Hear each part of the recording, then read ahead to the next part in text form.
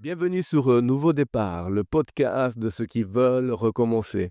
Je suis super heureux de te retrouver ici en ligne après un mois pour te transmettre ce message d'espoir, la parole de Dieu. Alors si tu ne connais pas le format du podcast, c'est simple. Tous les mois, je partage l'histoire d'un personnage biblique qui a vécu un avant peu glorieux avec des situations compliquées, comme parfois ça arrive dans la vie. Mais après, une rencontre avec Dieu, une rencontre avec Jésus qui a permis un nouveau départ. Et tout cela pour te montrer qu'un nouveau départ est possible pour toi aussi. Au-delà de ce que tu as vécu dans ton passé, un nouveau départ est possible pour tout le monde. Donc, en commençant ce podcast, si les contenus t'intéressent, t'inspirent, n'hésite pas à t'abonner à notre chaîne YouTube, Spotify. C'est la seule manière de soutenir ce projet. Ça nous fait plaisir. Laisse-nous un like, laisse-nous un commentaire. Rentre à faire rentre dans cette grande famille, Nouveau Départ. Et donc, allons avec le titre de cet épisode, que j'ai intitulé, Prière, dangereuse. La prière dangereuse, pourquoi ce titre? Parce qu'en fait, il y a des prières, qui peuvent, changer notre vie, changer complètement notre existence. Bien sûr en positive avec Dieu, quand on parle de prière, on parle de Dieu, c'est toujours pour un mieux. Et c'est quelque chose que j'ai conseillé un jour à un jeune, on s'appelle souvent, un jeune en Italie, qu'il habite en Italie. Et je me rappelle qu'il arrivait à la fin de ses études et après avoir investi 5 ans de sa vie, justement, il se posait la question, quoi faire dans l'avenir? Mais surtout, sa question, c'était: «Seigneur, je veux te servir, je veux mettre à disposition mes talents». Alors j'ai dit: «Écoute, fais une prière dangereuse, demande à Dieu de t'ouvrir une porte pour le travail, mais une porte qui te permettra aussi de partir de chez toi, arriver dans une nouvelle ville, dans un nouveau environnement, trouver une église locale et surtout mettre à disposition, tes talents, tes capacités». Et c'est ce qui s'est passé. Il a fait cette prière. J'ai dit: «Fais attention parce que c'est le genre de prière que Dieu écoute, parce que c'est dans son projet de voir, des hommes, des femmes, des jeunes comme moi, comme toi, s'engager pour, son royaume et vivre selon sa volonté». Et donc c'est ce qu'il a fait. Les mois sont écoulés, les années même. Et je me rappelle que dernièrement, en parlant, il m'a rappelé de cette prière. Moi, j'avais oublié, mais il m'a dit: «Tu sais, j'ai fait cette prière et Dieu m'a pris au mot. Il m'a ouvert la porte vers une grande entreprise. Il a changé de ville, il a intégré une église locale et il a surtout commencé à servir le Seigneur avec les talents et les capacités que Dieu lui avait données. Et maintenant, après quelques années, il est complètement bouleversé, épanoui dans ce qu'il fait. Dieu a changé sa vie vraiment, à tout jamais, pour vivre quelque chose de magnifique. Et donc, cette prière, c'est la prière, de laquelle je vais te parler aujourd'hui. Dans la Bible, on trouve des prières, dangereuses et notamment, il y a la prière de Jabet. Jabet, c'est une prière, très, très puissante, mais c'est une prière qui n'est pas tellement connue parce qu'elle est, on va dire, noyée, cachée, au milieu des généalogies du livre des chroniques. C'est comme un diamant dans une cave, mais j'ai fait le travail. J'ai été chercher ce diamant, j'ai fait le travail pour toi et c'est de cette prière, qu'on va parler aujourd'hui et on va lire le texte ensemble. On est dans le livre de 1 Chronique au chapitre 4, versets 9 et 10. Jabet fut plus honoré que ses frères. Sa mère l'avait appelé Jabet en disant: «C'est parce que je lui ai donné naissance dans la douleur». Jabet fit appel à Dieu, donc c'est ici la prière, au Dieu d'Israël en disant: «Veuille me bénir et agrandir mon territoire, que ta main soit avec moi, préserve-moi du mal afin que je ne vis pas dans la douleur». Et Dieu lui accorda ce qu'il avait, demandé. Alors donc, la prière de Jabet, commence avec, une parenthèse positive. On l'a lu ensemble. Jabet fut, fut plus honoré que ses frères. Mais avant d'arriver à être plus honoré que ses frères, avant d'arriver à d'être béni par Dieu. Il y a un parcours, il y a une prière, il y a un combat spirituel. Il faut que les choses changent et que lui puisse demander à Dieu son intervention. Alors, Jabet, donc c'était un nom très lourd à porter. Si tu connais la Bible, les noms de la Bible ont toujours une signification liée à l'histoire de la personne. Et Jabet signifie accoucher avec douleur, de la souffrance. On ne sait pas pourquoi sa maman a décidé de l'appeler de cette manière, mais c'est clair qu'il y a eu un problème à sa naissance. Peut-être c'était des complications pendant l'accouchement, peut-être sa maman, on ne sait pas, elle avait été victime d'un abus, ou peut-être elle avait été abandonnée, abandonnée par le père de Jabet avant qu'il puisse arriver, qu'il puisse naître, on ne sait pas. On n'a pas tous les détails, mais ce vide nous permet de projeter notre histoire. Si tu as souffert dans le passé, si toi aussi tu as vécu de la douleur, depuis ta naissance, depuis ton jeune âge, sache qu'il y a l'opportunité de redémarrer. La seule certitude qu'on a, c'est que son prénom lui rappelait toujours son passé. Imagine-toi son quotidien. Bonjour, comment tu vas, Jabet? Comment tu vas, souffrance? Bonjour, comment tu vas, accoucher dans la douleur? C'est quelque chose qui nous rappelle toujours, qui lui rappelle toujours ce passé. Et probablement, si tu m'écoutes, tu vis la même chose. Il y a quelque chose du passé qui te poursuit, mais quelque chose qui doit être stoppé.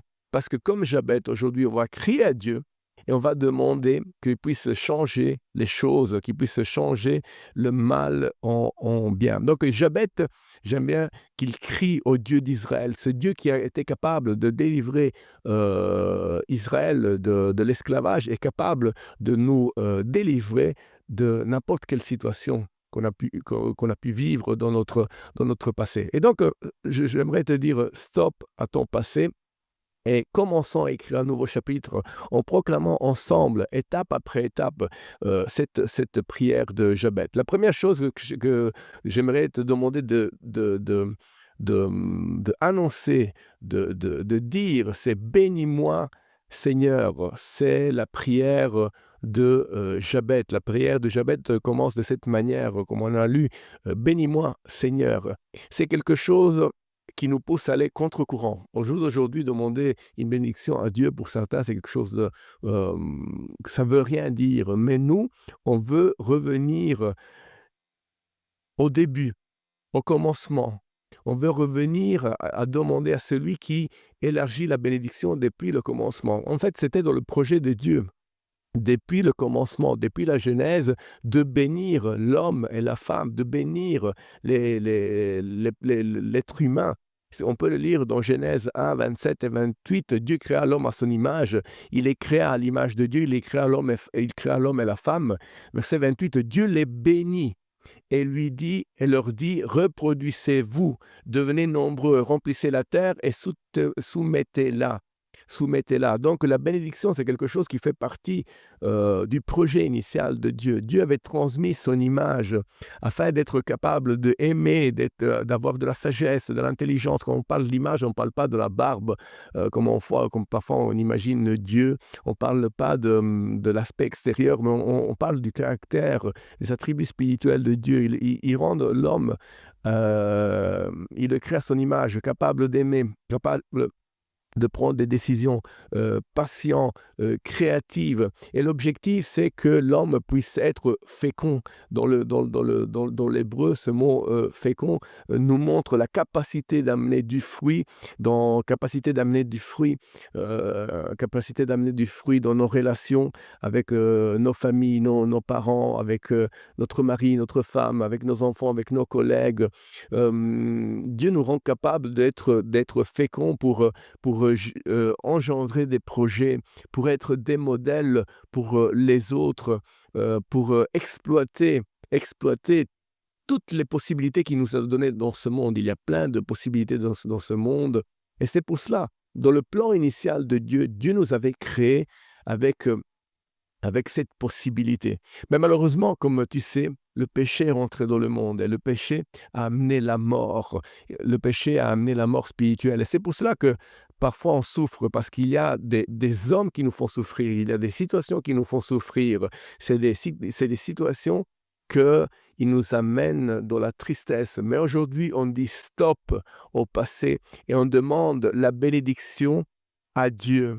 À travers le nom de Jésus, à travers le sacrifice de Jésus à la croix, on demande, Seigneur, permets-moi de rentrer à nouveau dans ces projets, ce projet initial de bénédiction, de fécondité. Et c'est là que on comprend que on peut encore vivre des choses. Le diable voudrait nous faire croire que c'est fini, parce que tu as souffert dans le passé, c'est fini. Non, c'est là qu'on comprend qu'on peut encore s'inscrire à l'université, qu'on peut encore fonder une famille, qu'on peut trouver un travail, qu'on peut servir Dieu, qu'on peut se lancer dans le business, dans le monde séculier, qu'on peut être un aide, un modèle pour les autres. C'est là que on comprend que Dieu veut nous bénir. Et c'est même Jésus qui dira à ses disciples en Matthieu 7, versets 7 et 8, « Demandez et l'on vous donnera. Cherchez et vous trouverez. Frappez et on vous ouvrira. En effet, toute personne qui demande reçoit. » Il invite ses disciples, les personnes qui sont autour de lui, à demander. Et après, il utilise cette image du Père. Qui parmi vous donnera une pierre à son fils, le verset 9 et 11, s'il lui demande du pain, ou s'il lui demande un poisson? Qui est ce Père qui donne une pierre à un enfant qu'il demande du pain? Voilà. Sauf dans certains cas absurdes, mais la normalité, c'est de donner à ses enfants. Et donc, Jésus dira, de même, c'est votre Père céleste. Si vous demanderez, il vous donnera des bonnes choses. Mais demandez. Si on est capable de donner quelque chose de bon aux enfants, imagine-toi Dieu. C'est vrai que quand tu étais petit, dans le passé, tu as souffert, mais personne maintenant peut t'empêcher de demander ta bénédiction. Et je sais que parfois, on a du mal. On prie pour les autres, on prie pour plein de situations, mais on ne prie jamais pour nous-mêmes. Mais c'est le moment de demander que notre avenir puisse changer. Et tout commence avec cette première partie de la prière. Bénis-moi, Seigneur. Deuxième chose que Jabet, il demande, grandis mon territoire. En fait, pendant des années, l'ennemi l'a encerclé dans sa douleur, dans ses problèmes, dans son passé. Mais maintenant, il dit, grandis mon territoire, que je puisse sortir. J'ai reçu la bénédiction et maintenant, je veux la transmettre. Quand on reçoit quelque chose de la part de Dieu, on a une bénédiction pour nous, mais on devient aussi une bénédiction pour les autres. Et je prie que tu puisses sortir de ta zone de confort, là où tu as été enfermé pendant des années, ta zone de souffrance, afin d'aller raconter aux autres et dire, j'ai demandé de l'aide à Dieu, j'avais été abandonné, abusé, exploité dans mon passé, j'étais dans la souffrance, j'en avais marre, mais j'ai demandé la bénédiction et Dieu m'a béni. Et aujourd'hui, je voudrais t'encourager. Ça serait magnifique que tu puisses le raconter. Et c'est ce qui va se passer. Quand on demande une bénédiction, on la reçoit, mais ensuite, on peut encourager quelqu'un. Imagine-toi ce quelqu'un qui t'écoute en t'entendant dire, j'ai été abusé dans le passé, j'ai souffert dans le passé, mais aujourd'hui, Jésus était ma solution. Voilà, me voici avec mon travail séculier, avec ma famille, avec mes enfants. Quel impact, mais surtout, quelle opportunité de élever et honorer le nom de Jésus. Alors, dans la Bible, on voit qu'il y a toujours cette possibilité d'élargir élargir notre territoire. On le voit aussi dans les Actes des Apôtres. L'histoire de Jésus se passe à Jérusalem, mais Jésus a dit, il faut que vous allez jusqu'aux extrémités de la terre. Et on voit que étape après étape, les disciples commencent à parler de Jésus jusqu'en arriver à moi et à toi en 2025. J'ai vu Dieu élargir mon territoire. Il m'a permis de d'abord intégrer une église locale en Italie, ensuite partir vers l'école biblique à Bruxelles, ensuite rentrer dans le ministère pastoral, fonder une église et maintenant te transmettre ce message d'espoir à travers ce podcast. Donc crois en toi aussi. parce que en toi, tu portes quelque chose de précieux que Dieu a mis et à travers Jésus, à travers ce nouveau départ, tu peux l'exploiter. Exploite les talents, les capacités que Dieu t'a données. Comme ce jeune m'a dit, je veux mettre à disposition mes talents, Cocheto. Alors je dis, fais cette prière. Dis au Seigneur de te bénir et d'élargir ton territoire. Troisième chose qu'il demande dans cette prière dangereuse, que ta main soit avec moi. L'image de la main, elle est magnifique. Parce que la main, voilà, Dieu n'a pas de main, il est esprit, c'est clair, mais c'est une image pour comprendre qu'est-ce qu'il demande. Il demande que la main de Dieu soit avec lui, que Dieu puisse être un soutien, le soutien qu'il n'a jamais eu. Il demande qu'il puisse être l'amour qu'il n'a jamais connu. Il demande cette main qui puisse le rassurer pendant les épreuves. Il demande cette main qui puisse le conduire dans le chemin de la vie. Et il demande aussi cette main que parfois peut même lui tirer un peu les oreilles pour lui dire: «Hé là, mon ami, mon fils, tu es en train de faire une erreur, fais un pas en arrière, demande pardon». C'est important d'avoir la main de Dieu qui est là pour nous accompagner dans ce chemin qui est la vie. La main de Dieu a été avec les grands de la Bible. Il a été avec Moïse. Moïse qui devait aller délivrer le peuple d'Israël de l'oppression égyptienne. Bien sûr, devant cette tâche, c'est impossible de le faire, mais Dieu lui dira: «Vas-y, parce que ça sera ma main». En Exode, on peut le lire en Exode chapitre 6, verset 1. Il dit: «Ça sera ma main, une main puissante qui va vous délivrer de l'Égypte». On voit aussi la main de Dieu quand Pierre est en train d'écouler. Il marche sur les eaux, Jésus l'appelle, il fait un pas de foi, il commence à marcher, mais suite à un manque de foi, il commence à écouler. Alors il a cette main qui le prend. C'est une main qui peut t'accompagner dans les projets de ta vie quand les situations seront difficiles, quand les tempêtes vont s'abattre sur toi. Prends la main de Jésus et remonte à la surface. Et c'est dommage parce qu'on se rend compte que autour de nous, dans ce monde, mais parfois même dans les églises, on oublie de demander cette main de Dieu. On oublie de prendre cette main et s'accrocher avec nos forces et avancer avec lui. Dernière chose que notre ami Jabet demande, c'est: préserve-moi du mal.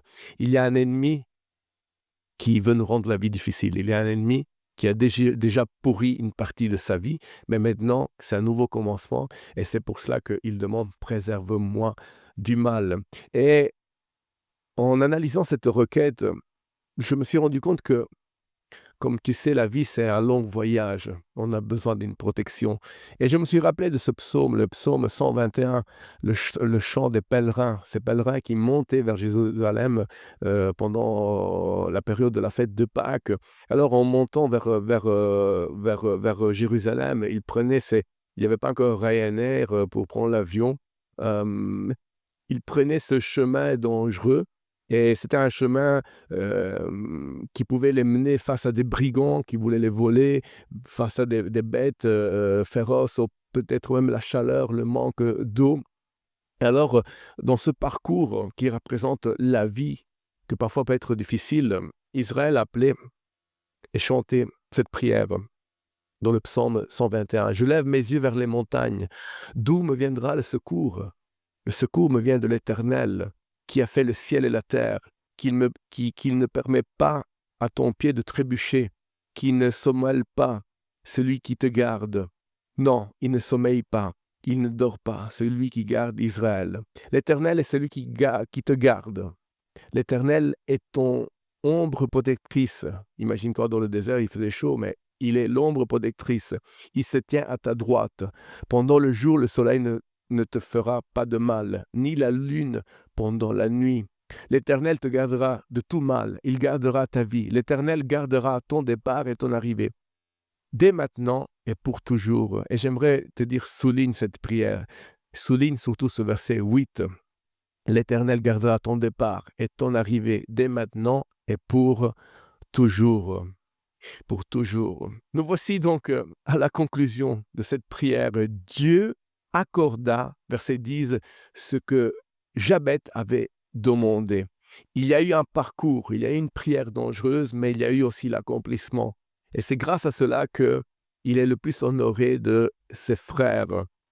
C'est un parcours qui l'amène à vivre quelque chose de nouveau, mais surtout à vivre les bénédictions de Dieu. Tu sais, j'ai fait une prière dangereuse le 3 décembre 2013.